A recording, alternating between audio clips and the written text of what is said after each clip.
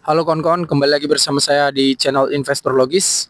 Kali ini saya akan cerita sedikit tentang ekonomi dan kita akan bersama-sama membedah ini. Nah, jadi yang mau saya bahas di sini adalah kita bahas santai aja. Nah, saya akan membahas dan mempertanyakan mengapa sebetulnya konsep sederhana ekonomi tentang apa itu inflasi dan apa itu investasi tidak pernah diajarkan kepada anak-anak sekolah dari SD, tingkat SD sampai dengan SMA atau SMK. Nah, padahal dua kata ini sangat penting untuk kita ketahui dalam praktikal kehidupan kita sehari-hari gitu. Dulu sering dikatakan oleh orang-orang tua kita, misalnya dibilang eh, nabung nabung biar eh, pangkal kaya, nabung cepat kaya, hemat pangkal kaya gitu kan. Nabung cuman nggak dibilang nabung itu nabung apa, ya udah kita celengin uang kita gitu kan. Nah, kenapa itu yang disuruh orang tua kita? Karena mereka juga nggak diajarkan tentang ini. Jadi saya merasa apakah memang sistem pendidikan ini nggak mau masyarakat tahu gitu tentang inflasi dan investasi. Nah, inflasi ini sebetulnya perampokan massal ya kalau kita tahu ya. Cuman ya kalau memang kita nggak mau mempelajari ekonominya, ya hari-hari berlalu ya begitu-gitu aja gitu. Karena kita nggak paham tentang apa itu inflasi dan mengapa itu terjadi dan konsep dasarnya bagaimana gitu. Nah, di sini saya mau menjelaskan sedikit tentang dua hal itu. Yang pertama adalah eh, ini berangkat dari keresahan. Jadi saya merasa kenapa ya nggak ada guru yang ngajarin ini. Padahal saya SMK-nya akuntansi gitu. Jadi saya bingung juga. Bahkan saya yang SMK akuntansi aja nggak ada diajarin tentang inflasi sama investasi. Apalagi yang anak IPA atau IPS gitu kan. IPS mungkin masih ada lah belajar kan. Waktu saya lanjut kuliah juga, memang saya kuliahnya hukum, tapi nggak ada juga belajar itu. Mungkin di kuliah sarjana bisnis manajemen atau ekonomi mungkin ada. Ekonomi saya rasa ada ya. Tapi kenapa nggak diajarkan dari SD aja? Padahal itu yang paling penting gitu kan. Nah, inflasi itu sederhananya hal yang membuat daya beli uang kita itu turun. Kenapa terjadi inflasi? Karena mata uang dicetak terus, ya kan? Nggak di-pack sama emas lagi, nggak di-backing sama emas lagi. Nah, ini sejarahnya panjang lagi, nanti kalian bisa pelajari sendiri. Intinya, sederhananya inflasi itu gini, saya langsung kasih contoh aja. Misalnya pada tahun 2019, saya punya teman namanya si Andi dan si Budi. Nah, si Andi ini saya kasih uang 9 juta, tapi saya suruh belikan emas, oke? Okay? Nah, si Budi saya kasih uang juga sama 9 juta, tapi dia nggak belikan apa-apa. Dia hanya tabung uangnya dan ditaruh ke rekeningnya atau ditaruhnya di celengan di bawah bantalnya, terserah dia lah, gitu kan. Nah, si si Andi yang membelikan emas, karena pada saat itu saya masih ingat karena saya sendiri waktu itu investasi emas. Si Andi punya uang 9 juta, pada saat itu 2019 harganya 900 per gram, dia dapat 10 gram emas. Emas batangan ya, emas antam yang batangan itu kan segini tuh paling bentuknya besar. Nah, 10 gram. Dia dapat 10 gram emas, oke? Okay? Nah, si Budi yang saya kasih juga tadi uang 9 juta, dia tetap pegang uangnya aja. Oke. Okay. Sekarang si Andi dan si Budi kembali kepada saya di tahun 2025 bulan Februari ini. Oke. Okay? Nah, si Andi yang belikan uang 9 juta tadi jadi emas, kira-kira uangnya jadi berapa sekarang kalau dijualnya emas itu? Jawabannya adalah jadi 16 juta. Kenapa? Karena harga emas itu 1 gram sudah 1.600.000 sekarang. Jadi si Andi yang tadi saya kasih uang 9 juta, Dia datang lagi ke saya, mau nraktirin saya ST nih rencananya. Dia bilang, woi, uangku sekarang udah 16 juta, yang kemarin kau kasih tuh 9 juta. Kenapa? Karena aku waktu itu belikan emas 10 gram. Nah, oke. Si Budi datang juga ke tongkrongan itu. Nah, dia baru capek pulang kerja ceritanya kan, jadi dia masih capek lah.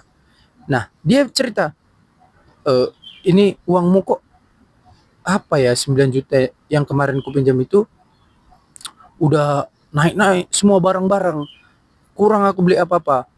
Nah, sekarang coba si Budi kusuruh, Bud, uang 9 juta itu coba kau belikan dulu ke toko emas, emas 10 gram, emas batangan.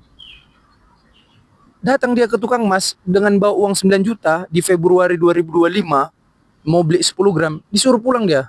Pak, Bapak udah gila, Pak. Pulang aja, Pak. Emas sekarang itu 1 gram udah 1,6 juta katanya. Hah? Iya ya? Ya udah, dia pulang lagi sama saya. Gak bisa, Le, katanya. Gak dapat. Karena sekarang udah 1,6 juta.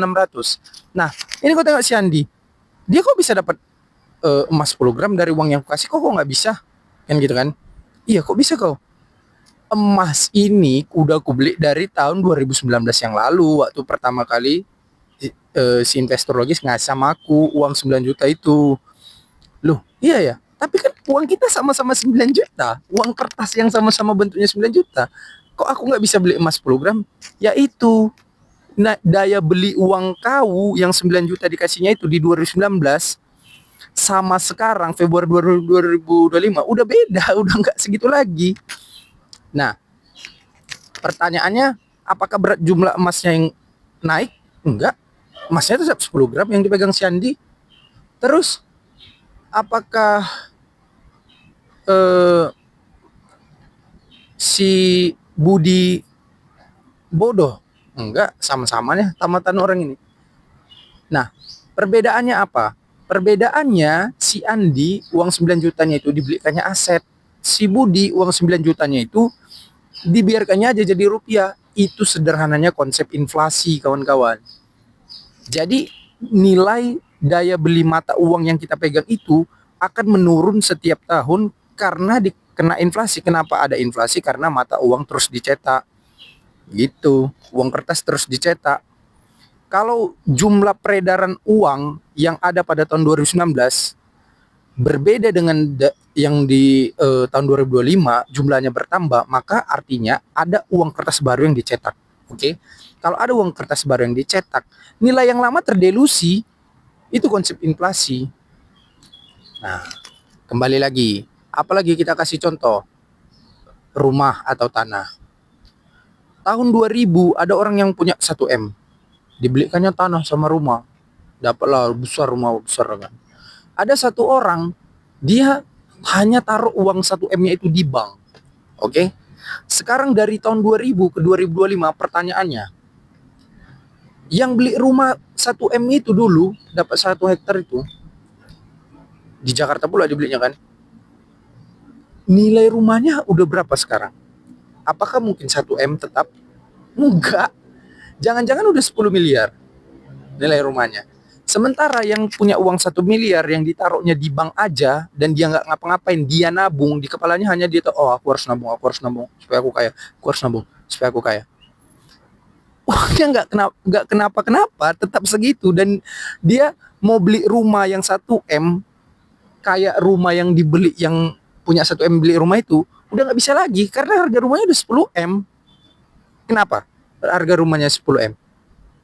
Karena harga rumahnya naik atau karena nilai daya beli uang yang turun. Nah, itulah inflasi, misteri inflasi. Nah, dari pemahaman tentang inflasi, maka lahirlah pemahaman tentang investasi. Apa itu investasi? Sederhananya, uang yang kau dapat dari hasil kerjamu atau dari gajimu atau dari manapun, dalam uang dalam bentuk kertas itu fiat, kau belikan jadi aset, entah itu tanah, entah itu emas, entah itu saham, entah itu obligasi, apapun itu. Yang penting aset. Dan aset itu definisinya sebetulnya sesuatu yang nilainya itu meningkat dari tahun ke tahun. Karena kalau misalnya kau beli aset dia sama aja nggak bisa ngalahin inflasi, ya makan juga daya beli uangmu gitu. Gitu. Nah, itulah sederhananya konsep inflasi dan investasi.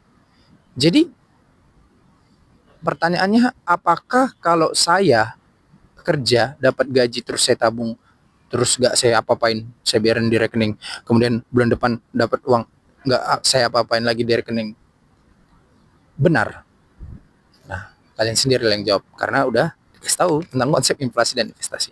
Oke, itu saja kawan-kawan di video kali ini, semoga bisa bermanfaat dan terima kasih, sampai jumpa kembali.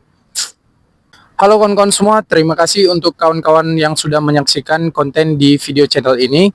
Untuk kawan-kawan yang ingin belajar saham dan masih mulai dari nol, kalian bisa mempelajari lewat ebook yang saya tulis. Untuk pembelian ebooknya kalian bisa pesan saja, tinggal langsung chat WA di nomor ini. Untuk kawan-kawan yang ingin lebih dalam lagi mempelajari saham dan mengetahui teknik-teknik khusus investasi supaya cuan bukan malah boncos, kalian bisa ikut kelas investasi saham saya dan kalian bisa langsung saja chat ke nomor yang ini.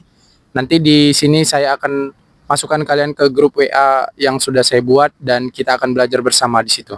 Sekian dan terima kasih. Sampai jumpa.